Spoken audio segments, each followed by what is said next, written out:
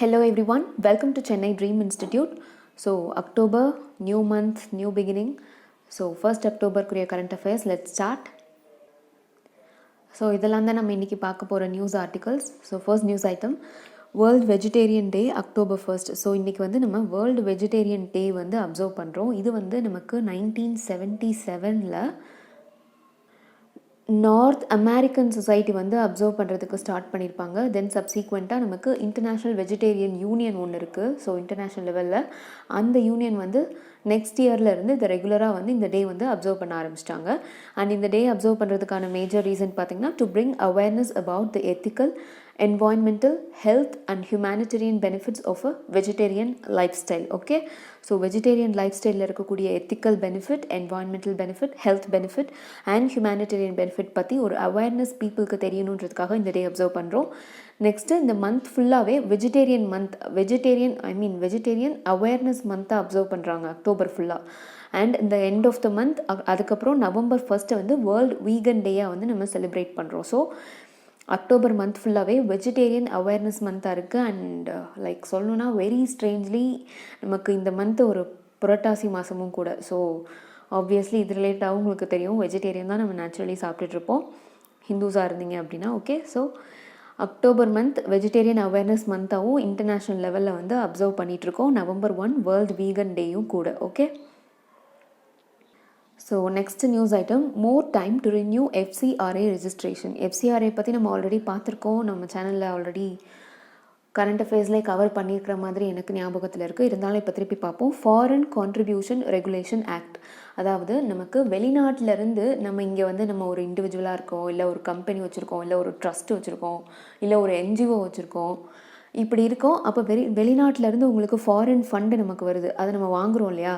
So அதை வந்து regulate பண்ணுறதுக்காக தான் இந்த ஒரு பர்டிகுலர் ஆக்ட் வந்து நம்ம கொண்டு வந்திருக்கோம், foreign contribution regulation act. Okay, so foreign contribution regulation act 2010 கொண்டு வந்தாங்க. அண்ட் ரீசெண்டாக இப்போ 2020 அமெண்ட் பண்ணாங்க அது. ஓகே, அண்ட் இது பார்த்திங்கன்னா நம்ம முன்னாடி சொன்ன மாதிரி foreign funding of persons in India is regulated under this act. Okay, so வெளியிலேருந்து நமக்கு வரக்கூடிய ஃபண்ட்ஸை வந்து ரெகுலேட் பண்ணுறதுக்கு தான் இந்த பர்டிகுலர் ஆக்ட். அண்ட் யூஸ்வலாக இது யார் கண்ட்ரோலில் இருக்குன்னா நம்ம மினிஸ்ட்ரி ஆஃப் ஹோம் அஃபேர்ஸ் தான்.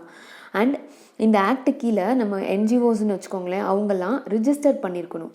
எவ்ரி 5 இயர்ஸ்க்கு அவங்க ரெஜிஸ்ட்ரேஷனை ரினியூவும் பண்ணணும். ஸோ இப்போ நியூஸ் ஐட்டம் என்ன கொடுத்துருக்காங்க, அந்த ரினியூ பண்ணுற டேட்டை தான் எக்ஸ்டெண்ட் பண்ணி நியூஸ் கொடுத்துருக்காங்க. ஓகே, ஸோ இப்போ நம்ம இந்த ஆர்டிக்கல் ரிலேட்டடான நியூஸ் என்ன, ரெஜிஸ்ட்ரேஷன் ரினியூ பண்ணுறதுக்கான டேட்டு எக்ஸ்டெண்ட் பண்ணி கொடுத்துருக்காங்க. ஸோ இது ரெஜிஸ்டர் பண்ணி அதுக்கப்புறம் என்ன பர்பஸ்க்காக அந்த ஃபண்டு வாங்கியிருக்கீங்களோ அந்த பர்பஸ்க்காக யூஸ் பண்ணணும். அண்ட் மேக்ஸிமம் இப்போ அந்த அமெண்ட்மெண்ட்லலாம் என்ன கொண்டு வந்திருக்காங்கன்னா இன்னும் ரொம்ப ஸ்ட்ரிக்ட் பண்ணியிருக்காங்க. ஏன் அப்படின்னா NGOஸாக இருக்கட்டும், இல்லை வேறு ஏதாவது ட்ரஸ்ட்டாக இருக்கட்டும், ஃபாரின் ஃபண்ட் இந்த பர்பஸ்க்காக அப்படின்னு சொல்லி MHAட்டேருந்து பெர்மிஷன் வாங்குறாங்க. ஆனால் அந்த பர்பஸ்க்காக மோஸ்ட்லி யாருமே அதை பயன்படுத்துறது கிடையாது. ஸோ அதுக்காக அதை ரெகுலேட் பண்ணுறதுக்காகவும் அமெண்ட்மெண்ட்ஸ் வந்து நிறையா கொண்டு வந்திருக்காங்க. லைக் வந்து ரெஜிஸ்ட்ரேஷனுக்கு ஆதார் கம்பல்சரி ஆக்கியிருக்காங்க. அண்ட் MHA எப்போ வேணாலும் இது ரிலேட்டடான என்கொயரி அண்ட் இன்வெஸ்டிகேஷன் நடத்தி அவங்களோட ரெஜிஸ்ட்ரேஷனை கேன்சல் பண்ணுறதுக்கான இதுவும் இருக்குது. அண்ட் இவங்களே வந்து ரெஜிஸ்ட்ரேஷனை சஸ்பெண்ட் பண்ணி திருப்பி கொடுக்குறது அப்படின்னாலும் அந்த ப்ரொவிஷனும் இருக்குது. ஸோ இந்த மாதிரி நிறைய ப்ரொவிஷன்ஸ் வந்து ஆட் பண்ணியிருக்காங்க. அண்ட் இது ரிலேட்டடாக லைக் NGOஸும் வந்துட்டு ரொம்ப இதுவாக இருக்குது, லைக் ரொம்ப ஸ்ட்ரிக்டாக இருக்குது ரெகுலேஷன். ஸோ இது வந்து எங்களை பாதிக்கும், நாங்கள் வந்து கவர்மெண்ட்டுக்கு இல்லாமல் கவர்மெண்ட் செய்ய வேண்டிய நிறைய வேலைகளை நாங்கள் எடுத்து செஞ்சிட்ருக்கோம், ஸோ எங்களுக்கு இவ்வளோ கண்ட்ரோல் தேவையா அப்படிங்கிற மாதிரி அவங்க சைட்லேருந்து சொல்கிறாங்க. ஸோ இப்போ நீங்கள் தெரிஞ்சுக்க வேண்டியது இதுதான், லைக் MHA ரெஜிஸ்ட்ரேஷன் வந்து 5 இயர்ஸ் ஒன்ஸ் நடக்கும். FCRA ரெஜிஸ்ட்ரேஷன் MHA கண்ட்ரோலில் இருக்கும் எல்லாமே. அண்ட் மோஸ்ட்லி NGOஸ் ரிலேட்டட் இஷ்யூஸ் எல்லாமே இது ரிலேட்டடாக தான் இருக்குது இப்போ. ஓகே, ஸோ நெக்ஸ்ட்டு ஃபுல்லாக நம்ம நெக்ஸ்ட்டு பார்க்க போகிற எல்லா நியூஸ் ஆர்டிக்கலுமே எக்கனாமி ரிலேட்டட் தான். ஸோ நல்லா கவனிங்க. Core sector grew 11.6% in August. So core sector அப்படின்னு இப்போது எந்த ஒரு கண்ட்ரி எடுத்துக்கிட்டிங்கனாலுமே உங்களுக்கு அதில் நிறையா செக்டார்ஸ் இருக்கும். இப்போ நமக்கு இந்தியா இருக்குது, US இருக்குது, சைனா இருக்குது, கரெக்டாக. ஸோ இந்த ஒவ்வொரு கண்ட்ரிலையுமே நிறைய இண்டஸ்ட்ரியல் செக்டார்ஸ் இருக்கும், நிறைய இண்டஸ்ட்ரீஸ் இருக்கும். அண்ட் ஒரு சில இண்டஸ்ட்ரீஸ் தான் அவங்களுக்குன்னு இருக்கும், லைக் அவங்களோட க்ரோத் பாத்துக்கு வந்து ரொம்ப ரொம்ப மிகப்பெரிய பங்கு வகிக்கிற இண்டஸ்ட்ரீஸாக இருக்கும். லைக் அதோட ரோல் மேஜராக எக்கனாமிக் டெவலப்மெண்ட்டில் அந்த பர்டிகுலர் இண்டஸ்ட்ரியோட ரோல் நிறையா இருக்கும். கரெக்டாக?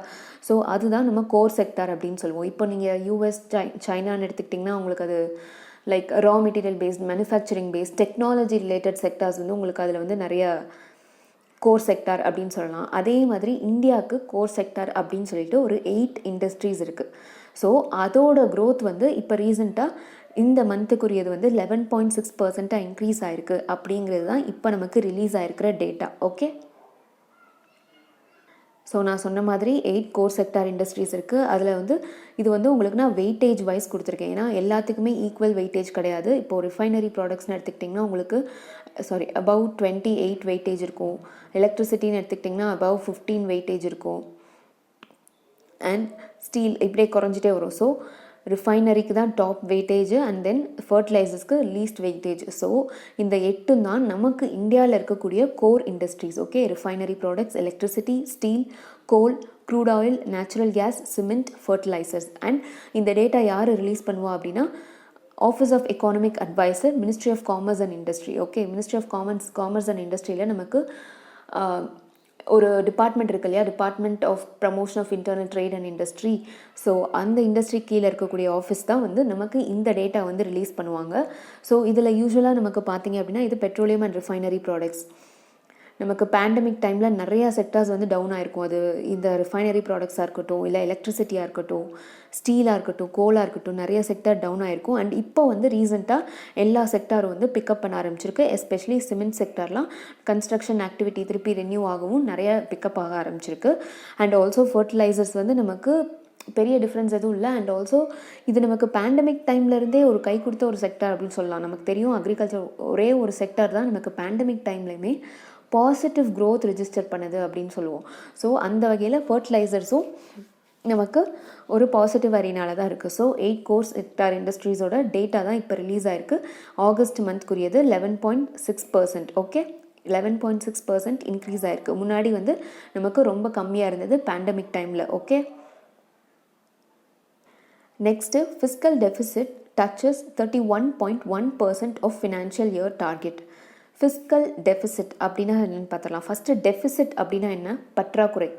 Something is deficit. இப்போ வாட்டர் டெஃபிசிட் அப்படின்னு சொல்கிறோம். அப்படின்னா என்ன? தண்ணீர் பற்றாக்குறை. அதே மாதிரி ஃபிஸ்கல் டெஃபிசிட் அப்படின்னா நிதி பற்றாக்குறை அப்படின்னு சொல்லுவோம். நம்ம கிட்ட இருக்கிற கவர்மெண்ட் கிட்ட இருக்கிற வந்து நிதி வந்து பற்றாமல் இருக்குது. ஸோ அதுதான் நிதி பற்றாக்குறை. நிதி பற்றாக்குறை வந்து ஜிடிபியில் எவ்வளவு அளவு இருக்குது, ஐ மீன் பர்சன்டேஜில் சொல்லுவோம். ஓகே, இப்போது 5% ஆஃப் ஜிடிபி வந்து நமக்கு ஃபிஸ்கல் டெஃபிசிட் அப்படின்னா, ஜிடிபி இப்போ ஒரு மொத்தம் 100 ரூபான்னு வச்சுக்கோங்களேன், அதில் 5% நமக்கு டெஃபிசிட் அப்படின்னா எவ்வளோ? 5 ரூபீஸ். ஸோ இதுதான் வந்து நமக்கு ஃபிஸ்கல் டெஃபிசிட், நிதி பற்றாக்குறை அப்படின்னு சொல்லுவோம். ஓகே, அண்ட் இப்போ டெஃபிசிட்க்கு ஆப்போசிட் அப்படின்னா சர்ப்ளஸ். ஏன்னா அடுத்த நியூஸ் ஆர்டிக்கல் அது ரிலேட்டாகவும் பார்ப்போம்.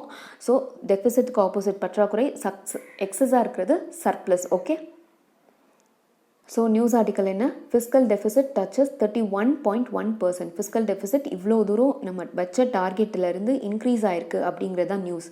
ஸோ ஃபிஸ்கல் டெஃபிசிட், நிதி பற்றாக்குறை எக்ஸாக்டாக என்ன? சிம்பிள், நமக்கு வரவுக்கும் செலவுக்கும் இருக்கிற டிஃப்ரென்ஸ் தான்.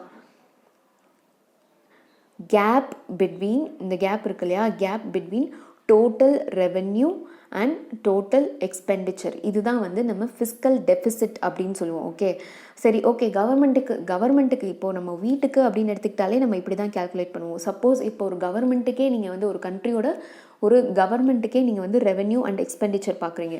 ஸோ கவர்மெண்ட்டுக்கு ரெவென்யூ அப்படின்னா நீங்கள் எதில் சொல்லுவீங்க? ஃபஸ்ட் அண்ட் ஃபார்மோஸ்ட் அவங்களுக்கு வரக்கூடிய டேக்ஸு.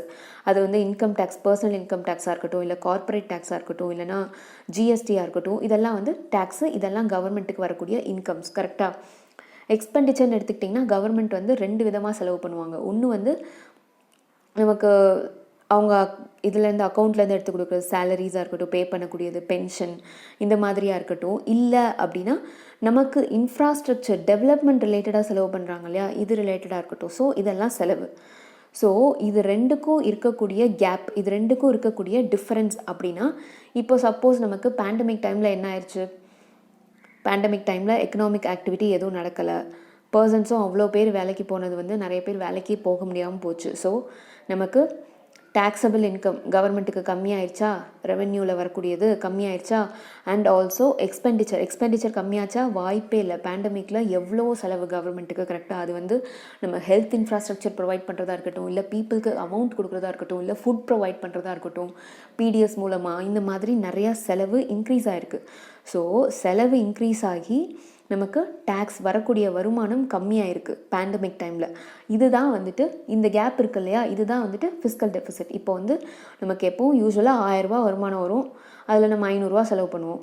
ஆனால் இந்த தடவை என்ன ஆயிடுச்சு, வருமானமே 500 தான், ஆனால் செலவு 1500.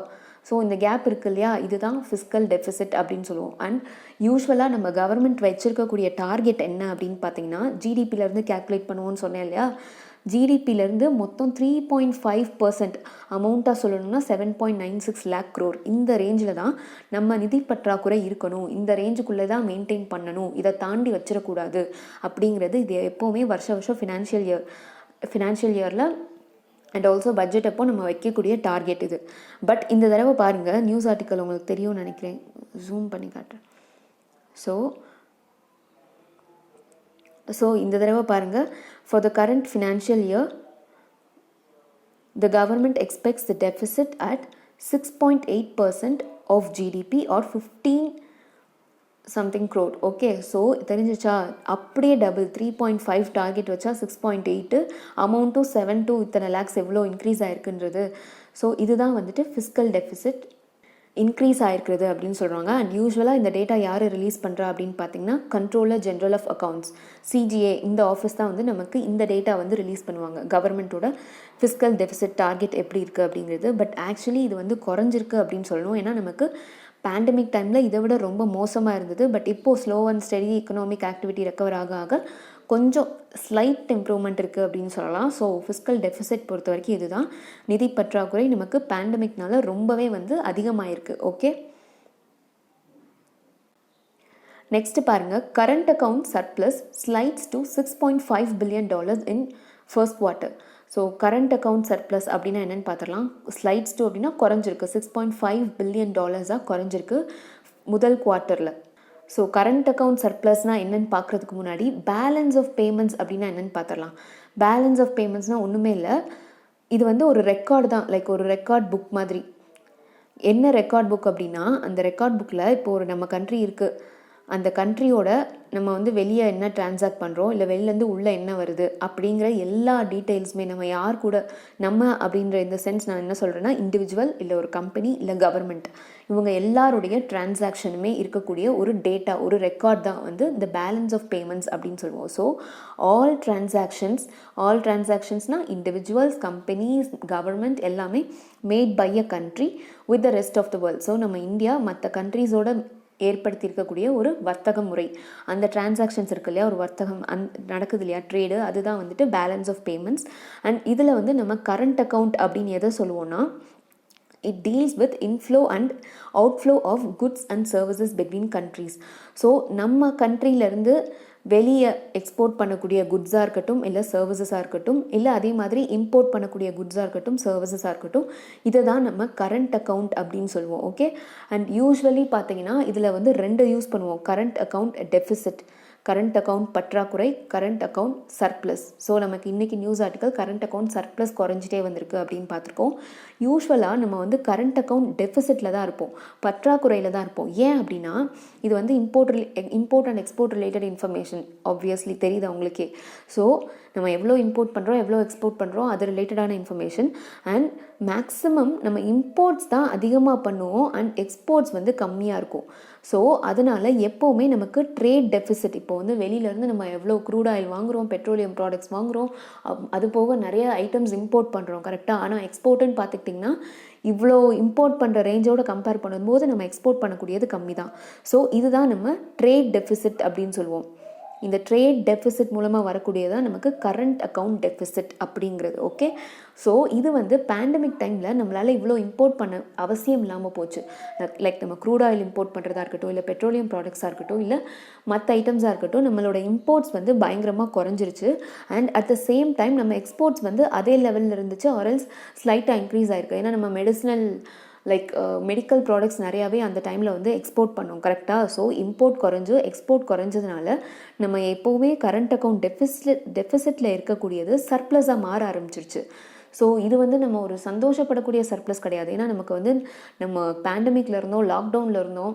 அதனால் நமக்கு வந்து எந்த சைடும் டிமாண்ட் இல்லை, டொமஸ்டிக் டிமாண்ட் ரொம்ப குறைஞ்சி போச்சு. அதனால் நமக்கு வெளியிலேருந்து இம்போர்ட் பண்ணக்கூடிய அவசியம் வரல. அதனால் நம்ம இம்போர்ட் வந்து குறைஞ்சிருச்சு. அதனால் நம்ம எக்ஸ்போர்ட் வந்து பெருசாக தெரிஞ்சிருச்சு. நமக்கு வந்து டெஃபிசிட்டாக இருந்தது சர்ப்ளஸாக மாறிடுச்சு. ஸோ இப்போ வந்து லாக்டவுன் எடுத்துட்டாங்க, எக்கனாமி அன்லாக் பண்ணியாச்சு, பிஸ்னஸ் ஆக்டிவிட்டி ரெஸ்யூம் ஆயிடுச்சு. ஸோ நம்ம அகெயின் டிமாண்ட் இன்க்ரீஸ் ஆக ஆரம்பிச்சிருச்சு, இம்போர்ட் வந்து பழையபடி வர ஆரம்பிச்சிருச்சு, இன்க்ரீஸ் ஆக ஆரம்பிச்சிருச்சு. ஸோ நேச்சுரலி சர்ப்ளஸ் என்ன ஆயிரும், குறைஞ்சிட்டே வந்துடும். ஸோ சீக்கிரமே வந்து இது டெஃபிசிட்டாக வந்தால் கூட ஆச்சரியப்படுறதுக்கு இல்லை. பட் இப்படி இது வரக்கூடாது. நம்ம ஈக்குவலாக நம்ம இம்போர்ட்ஸை குறைச்சி எக்ஸ்போர்ட்ஸ் இன்க்ரீஸ் பண்ணணும், ட்ரேட் டெஃபிசிட் இல்லாமல் பண்ணணும், ட்ரேட் டெஃபிசிட்டை நேரோ பண்ணணும் அப்படிங்கிறது தான் நம்மளோட அப்ஜெக்டிவாக இருக்கும். Okay,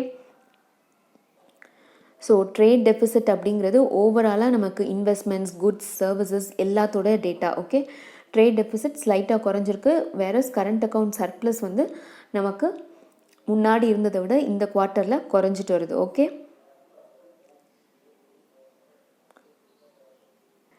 so next government leaves small savings rates for Q3 அன்சேஞ்ச்ட். இது குவார்ட்டர்ஸ் எல்லாமே யூஸ்வலாக நமக்கு ஃபினான்ஷியல் இயர்லேருந்து நமக்கு 3 மந்த்ஸாக 4 குவார்ட்டர்ஸ் கேல்குலேட் பண்ணுவோம். 12 மந்த்ஸ் வந்துருச்சா, ஸோ இப்படி தான் குவார்ட்டர்ஸ் வந்து இருக்கும். ஓகே, ஸோ இது வந்து தேர்ட் குவார்ட்டருக்கான ஸ்மால் சேவிங்ஸ் ஸ்கீம்ஸோட ரேட்ஸ் வந்து கவர்மெண்ட் சேஞ்ச் பண்ணாமல் அப்படியே விட்டாங்க. ஸோ இது என்னன்னு பார்த்துடலாம். ஸ்மால் சேவிங்ஸ் ஸ்கீம்னா ஒன்றும் இல்லை, கவர்மெண்ட் சைட்லேருந்து நமக்கு இருக்கக்கூடிய சிறு சேமிப்பு திட்டங்கள்.